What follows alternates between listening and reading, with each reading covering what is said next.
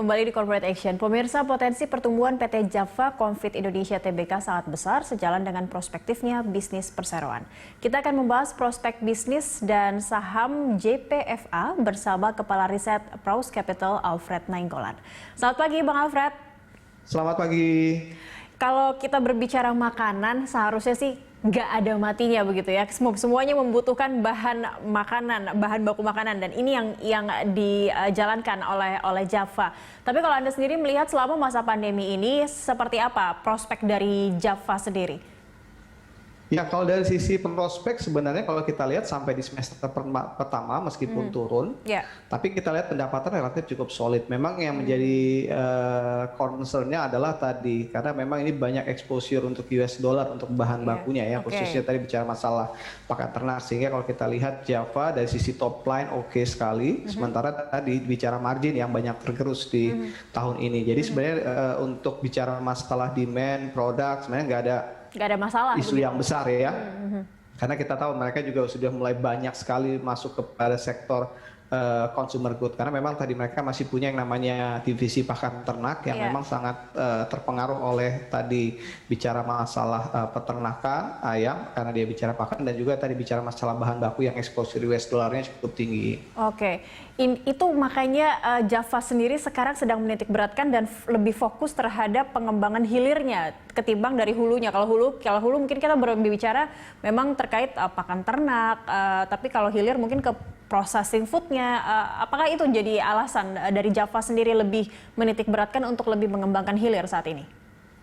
Ya, kalau kita lihat memang sudah pasti ke sana. Cuma cukup menarik kalau bicara masalah tadi yang ketika mereka mau masuk mengembangkan hilir dengan akuisisi So Good Food ini, karena 2011 ini kemarin ada di dalam perseroan. Jadi waktu 2011 mereka spin off ke afiliasi juga dengan latar belakang pengen fokus di hulunya.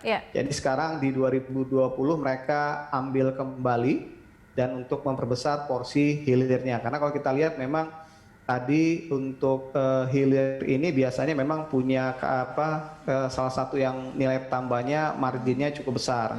Dan ini yang tadi akan sangat mensupport. Yang kedua tadi memang bicara masalah saat ini itu bicara masalah hilir, apalagi bicara sektor consumer itu relatif sangat solid sekali. Jadi ketika mereka memang mau menseriusi untuk hilir, ya mereka pengen mendapatkan tadi kue tadi untuk porsi hilir dari sisi consumer good. Oke, dan ditambah lagi kalau kita melihat PSBB, orang akan lebih sering di rumah, mungkin juga akan lebih mempersiapkan stok logistik mereka. Ini menjadi itu tadi kue yang menguntungkan kalau memang Java lebih menarget hilir saat ini, begitu ya? Betul sekali. Jadi tidak hanya bicara PSBB, memang lifestyle masyarakat kita juga sudah beralih kepada makanan-makanan yang memang bisa mudah, frozen food yang memang cukup mudah nanti untuk bicara masalah penyajian. Secara fundamental sendiri Java seperti apa, Bang Alfred, untuk saat ini?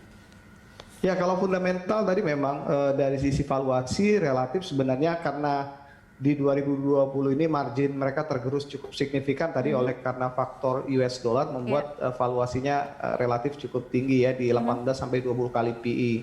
Dan menurut kita sih dari sisi valuasi yang lain sebenarnya di emiten poultry ini kan ada 3 pemain besar ya, Chapin, Java, yang ketiga Melindo. Jadi kalau kita lihat memang Chapin masih menjadi emiten poultry yang punya valuasi yang paling premium karena dari sisi size juga mereka relatif paling besar. Jadi Java yang kedua. Nah, kalau bicara dari sisi valuasi memang Java memang saat ini lebih murah dibandingkan Chapin. Dan kita memang melihat di 2020 nih yang memang menjadi concern pasar juga, mengingat performa mereka yang turun cukup drastis dari sisi bottom line. Artinya bahwa kita kalau melihat Java, kita akan melihat nih di 2021 apakah bisa pulih dari sisi marginnya. Kalau bisa pulih ini bisa dibilang harga sahamnya masih cukup murah. Cuma memang menjadi permasalahan terbesar di Java ini bottom line atau marginnya itu naik turun dia. Jadi nggak smooth. Ini yang membuat resikonya jadi bisa dibilang sedikit lebih besar ketimbang seperti misalnya Cepin. Baik, kalau untuk melihat peluang ekspor, seberapa besar range untuk Java sendiri untuk melakukan ekspor untuk saat ini?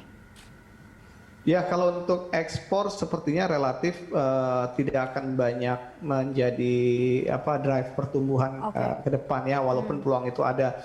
Apalagi nanti bicara masalah ketika so-good-nya ini masuk ke dalam, karena di sini ada juga bicara masalah distribusi mereka. Jadi mungkin porsinya mungkin masih belum cukup signifikan. Mereka masih banyak mengandalkan tadi demand dari domestik. Jadi kalau untuk pasar ekspor, walaupun kita katakan memang peluangnya cukup besar, tapi untuk 1-2 tahun terakhir mungkin kontribusinya belum cukup signifikan untuk bisa mendongkrak secara signifikan terhadap pertumbuhan pendapatan perusahaan. Oke, yang realistis adalah lebih menyasar atau fokus kepada kebutuhan dari dalam negeri sendiri dulu begitu ya? Betul, betul. Jadi memang PR terbesar dari pasar bicara masalah Java adalah bagaimana tadi hedging mereka terhadap exposure US dollar ya. Ya. Oke, baik. Kita akan lanjutkan dialog ini, Bang Alfred, sesaat lagi. Pemirsa tetaplah bersama kami. Dialog Corporate Action akan kembali usai jeda.